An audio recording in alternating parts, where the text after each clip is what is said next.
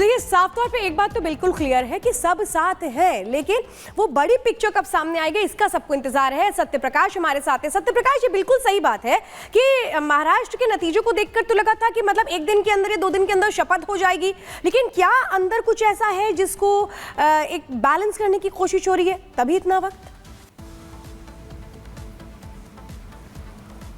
देखिए, बीजेपी के नेताओं की बात करें तो उनका साफ कहना है कि हमारे आंकड़े बहुत अच्छे आए हैं और हमें किसी चीज की जल्दबाजी नहीं करना है, हमें आराम से करना है। और कार्यवाहक जो सीएम है उनको एकनाथ शिंदे को बना दिया गया है, चलता रहेगा और जल्द ही 4 से 5 दिनों में महाराष्ट्र का जो मुख्यमंत्री है वो शपथ ले लिया जाएगा। जो हमारी बातचीत हो रही है वो हाईकमान यानी दिल्ली के जो पर्यवेक्षक आएंगे वो बैठ कर फैसला लेंगे। जो यहाँ के मुंबई के और महाराष्ट्र के जो नेता है, देवेंद्र फडणवीस हुए, एकनाथ शिंदे हुए, अजित पवार हुए, जो टॉप लीडर है वो बैठेंगे, बात करेंगे।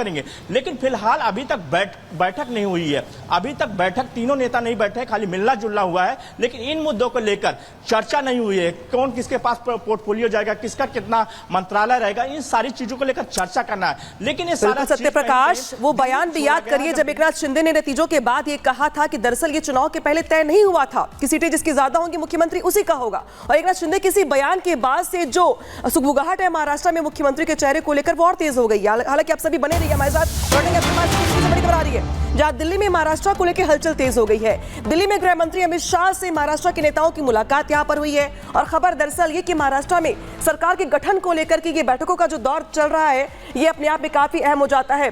अमित शाह से प्रफुल्ल पटेल और सुनील तटकरे यहां पे उन्होंने मुलाकात करी है और बेशक महाराष्ट्र से लेकर दिल्ली तक जो मुख्यमंत्री के चेहरे को लेकर जो मंथन का दौर चल रहा है, एकनाथ शिंदे कार्यवाहक मुख्यमंत्री के तौर पर फिलहाल तो है, लेकिन असली चेहरा किसका होगा मुख्यमंत्री के तौर पर, किसको मिलेगी कमान महाराष्ट्र की, ये सवाल बना हुआ है।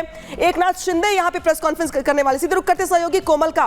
कोमल, एकनाथ शिंदे के बयान, उनका बॉडी लैंग्वेज जो है अलग अलग कार्यक्रमों में ये बता रहा है कि बाहर कुछ और चल रहा है, अंदर कुछ और चल रहा है, वो चाहते कुछ और है, बोल कुछ और रहे हैं और कहेंगे क्या प्रेस कॉन्फ्रेंस में, ये तो साफ भी नहीं हो पा रहा है।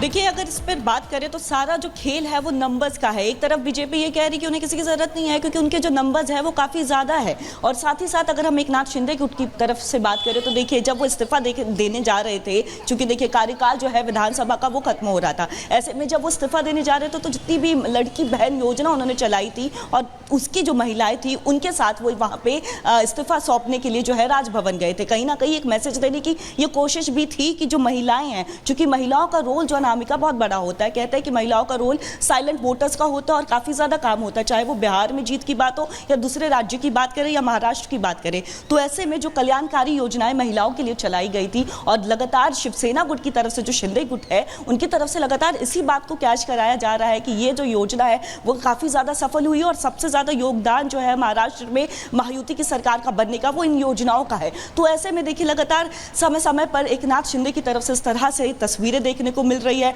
बात करें तो देखिए जीत के 4 दिन बाद भी अभी भी सीएम का चेहरा नहीं डिसाइड हो पाया है, यानी ये टास्क जो है काफी ज्यादा टफ होता हुआ नजर आ रहा है। अब जो खबर निकलकर सामने आ रही है देखिए तो 29 नवंबर को महायुति की एक बहुत बड़ी बैठक हो सकती है और साथ ही साथ अगर हम बात करें भूपेंद्र यादव की बात करें तो वो आ सकते हैं, अश्विनी वैष्णव की बात करें तो वो मुंबई आ सकते हैं, जितने भी सहयोगी दल है उनसे वो बातचीत कर सकते हैं। तो ऐसे में देखिए जो सुगबुगाहट है वो काफी ज्यादा तेज हो जा रही है क्योंकि कहीं ना कहीं एक तस्वीर जो है ये भी क्लियर हो रही है कि अभी तक सहमति नहीं बन पाई है। इसके पहले भी देखिए लगातार बातचीत हो रही थी, बैठकों का दौर देखने को मिल रहा था। एक बार बीच में आपको याद होगा देवेंद्र फडणवीस दिल्ली का दौरा भी उन्होंने किया था, लेकिन ऐसे में सवाल ये उठ रहा है कि उसके बावजूद 4 दिन हो गए हैं लेकिन सीएम का चेहरा अभी तक पूरी तरह से साफ होकर के निकल के नहीं आ पा रहा है। तो ऐसे में सुगबुगाहट और अंदर खाने बिल्कुल देखिए कोमल उसी का इंतजार है और हो सकता है कि प्रेस कॉन्फ्रेंस में इस बात की पर मुहर लग जाए कि हाँ मुख्यमंत्री कौन होगा। सत्यप्रकाश लगातार अपडेट दे रहे हैं। सत्यप्रकाश, बीजेपी देखिए इस बार बार्गेनिंग वाले कंडीशन में है नहीं, क्या लग रहा है कि इस बार अजीत पवार गुट को शिंदे गुट बेशक बयान ये दे रहे हैं कि हाँ हम अभी एग्री नहीं है इस बात पर, उन्हें मानना पड़ेगा? देखिए, बीजेपी की तरफ से साफ तौर से कहीं न कहीं जो इशारा दिया जा रहा है कि मुख्यमंत्री जो है बीजेपी की तरफ से होगा, लेकिन अजीत पवार की तरफ से कहीं साफ तौर से कहा गया है कि जो बीजेपी कहेगी वही पे। कहीं न कहीं बीजेपी के साथ में अजीत पवार गुट खड़ा है और एनसीपी का समर्थन करते हुए दिख रहा है। लेकिन कहीं न कहीं जो एकनाथ शिंदे ग्रुप है, जो उनके नेता है, जो कार्यकर्ता है, समर्थक है, वो चाहते हैं कि एकनाथ शिंदे फिर से मुख्यमंत्री बने, क्योंकि उनके चेहरे पर चुनाव लड़ा गया है महाराष्ट्र में, और जो 2.5 महीने का पिछले काम था उनका, कहीं वो लोगों के बीच में गया है, उसी की बदौलत महाराष्ट्र में फिर से बम्पर महायुति की जीत हुई है। लेकिन कहीं बीजेपी के जो टॉप लीडर है उनका कहना है कि हमारा बातचीत चल रहा है, जल्द ही फैसला लिया जाएगा। 4 से 5 दिनों के अंदर बैठक होगी और बैठक के बाद कहीं सारी चीजें साफ हो जाएगी। जो बातें आ रही कि 2 दिसंबर को शपथ समारोह हो सकता है, और उसके पहले लगभग 28 तारीख को दिल्ली से पर्यवेक्षक जो है वो यहाँ मुंबई आएंगे और बात करेंगे। तीनों पार्टियों के जो बड़े नेता है, एकनाथ शिंदे हुए, अजित पवार हुए, प्रफुल्ल पटेल हुए और देवेंद्र फडणवीस हुए, बीजेपी के जो टॉप लीडर है, उनके साथ बैठेंगे और बैठकर ये सारी चीजों का समाधान निकालेंगे। बीजेपी की तरफ से कहा जा रहा है कि हमें कोई जल्दबाजी नहीं, क्योंकि जिस तरह से आंकड़े आए हैं, 132 का आंकड़ा है, शिवसेना शिंदे गुट के पास आंकड़ा, अजित पवार के गुट के पास आंकड़ा है, कार्यवाहक सीएम बना दिया गया। तो हमारे पास इतनी जल्दबाजी नहीं है, आराम से करेंगे, सारे पोर्टफोलियो को पूरी तरह तय करेंगे और 5 साल अच्छे सरकार चलाना है, तो सारी चीजों को लेकर सबको ध्यान में रखते हुए हम फैसला लेंगे। बिल्कुल सत्य प्रकाश, इसीलिए कोई जल्दबाजी नजर नहीं आ रही है। लेकिन सवाल तो ये है कि अभी तक जो तीनों लीडर्स हैं ये आपस में बैठ करके इन्होंने मीटिंग क्यों नहीं की, ये बहुत बड़ा सवाल है। सवाल इस बात को लेकर के है कि इतना वक्त क्यों लग रहा है, और क्या जो बीच बीच में निकलकर नाम आ रहा है कि नहीं शिंदे के चेहरे पर चुनाव लड़ा गया तो उस तरफ कंसीडर किया जाए, क्या बहुत कुछ ऐसा है जो अंदर है जो सामने नहीं आया? बिल्कुल बहुत कुछ अंदर है, भीतर खाने बहुत सारी चीजें चल रही हैं, अंडर करंट है, लेकिन आंकड़ों से ज्यादा क्यों नेता है समर्थक हैं वो पूरी अकड़ के साथ वो सारी बातें बताने को तैयार है। शिवसेना गुट से अगर आप बात करें तो संजय शीर्षक ने साफ तौर पर कहा, यहां पर उन्होंने एक्सप्लेन किया कि जो वादे बीजेपी ने किया था, खासकर शिंदे को मुख्यमंत्री बनाने का वादा किया था, ये भीतर खाने की बात थी, कब किया था, क्या किया था, लेकिन अब वो पब्लिक डोमेन में ये चीजें आ रही हैं कि आपने जो वादा किया था ये बताने की जरूरत। विवेक आपको रोक रहे हैं, बड़ी खबर इस वक्त आ रही है।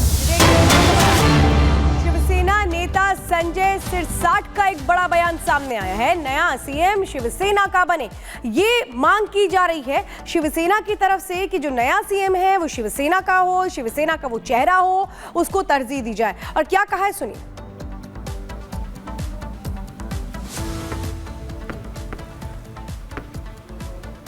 नाम का चुनाव नहीं होता, चयन नहीं होता जब तक कोई भी आगे की बात करना उचित नहीं है। सीएम का नाम जिस दिन तय हो जाएगा उस दिन सोचेंगे कि क्या करना है। तो अभी कौन सीएम बनेगा ये जो क्वेश्चन मार्क सबके सामने है, तो मुझे लगता है पहले वो नाम का घोषणा हो जाएगी। डिसीजन होने में अब 1-2 दिन के टाइम वक्त है, 1-2 दिन के बाद में उसके ऊपर डिसीजन होगा। और सीधे रुक करते सहयोगी कोमल का। कोमल, देखिए एक बात तो समझना पड़ेगा कि बीजेपी के पास सीटों के लिहाज से कहीं कोई दिक्कत नहीं सरकार गठन को लेकर के, यानी कि बड़े भाई की भूमिका में है, हिस्सेदारी ज्यादा है, सीटें ज्यादा हैं, लेकिन अब यहां पे बात सिर्फ मान मनोबल की है, सबको एक साथ लेकर चलने की है और बीजेपी इसमें माहिर भी है। तो क्या देखकर लग रहा है आपको चर्चाओं का बाजार किस तरीके से गर्म है? एकनाथ शिंदे की प्रेस कॉन्फ्रेंस कितनी देर में शुरू होने वाली है और महाराष्ट्र में हलचल किसके चेहरे को लेकर तेज है, जरा समझाइए दर्शकों को। देखिए, अगर सीएम के किसके सर पर सीएम का ताज सजेगा इसे लेकर के बात करें तो देखिए लगातार ये कहा जा रहा है कि जो प्रबल दावेदारी है वो देवेंद्र फडणवीस की है, लेकिन इसके साथ ही अगर हम बात करें तो बहुत आसान नहीं होगा एकनाथ शिंदे को अवॉइड करना, क्योंकि अनामिका आपको वो तस्वीर भी याद होगी 2022 की जब शिवसेना की 2 फाड़ हो गए थे।